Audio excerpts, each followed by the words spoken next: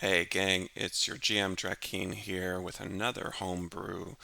Today we're clearly talking about the water domain. So why would you want to homebrew water domain? I mean, maybe you're running Temple of Elemental Evil and you want a domain for the priests in there. Maybe you're running Princess of the Apocalypse or a homebrew version of that. Um, Maybe one of your players just wants to worship Estitia. Who knows? But um, this domain has probably, I would say, three principal deities or entities which followers may want access to the water domain or something like the water domain for their spells. There's Estitia, there's Olahydra, who is Princess of Evil Water, and of course Umberlee, who's the goddess of the sea. So, of course, their followers probably be sailors, elementals, anything connected to the sea, merfolk, mermen, Sahagin, Deep Scion. Is a long, long, long, long, long, long, long, long list of people who may be followers of water. And, you might have villains who are in Princess of the Apocalypse or Temple Element Evil, and they may have access to these spells as well. So this is going to be really, really straightforward. We're going to zoom through this. First, at first level, you gain a swimming speed of 40 feet. You can breathe underwater, um, and people can understand you when you're fully submerged in water.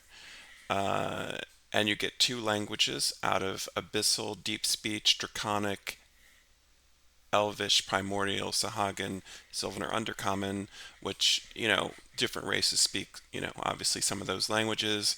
And these are your domain spells, all of which are, uh, you know, Canon 5e. So you should all be familiar with basic each of these spells. The only difference is, you can only summon water elementals for summon elemental, and but you would have access to all these spells. And then it also at first level you get underwater weapon training. So in addition to simple weapons, you get short sword, trident, all crossbows, and net, which are all typical items used underwater.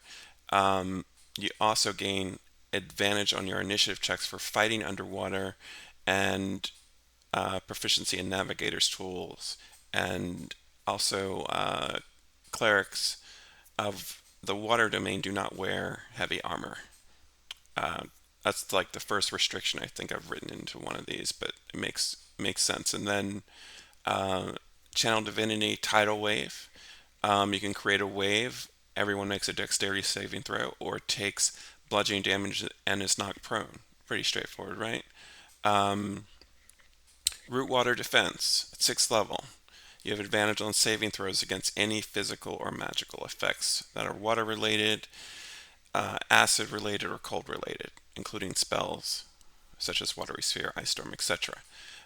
In addition, you cannot be grappled, knocked prone, moved by huge or smaller creatures except through magical means. So that's 6th level. 8th level, you recognize this. Divine strikes. Your weapon attacks deal additional acid damage, um, and you add your wisdom modifier damage if you deal any acid spells or cantrips. So that's it. And then the last, of course, for 17th level, you can train into a greater water elemental. These are huge, and you can see the stats here. Um, for a greater water elemental, you could do this for 10 minutes and as many times as you like. I mean, you could stay this way if you want. So that's pretty much it for my homebrew today, guys. So that's water domain. I hope you liked it. Let me know if you do. Like, subscribe. These are my games. Hope to see you at the gaming table. Take care.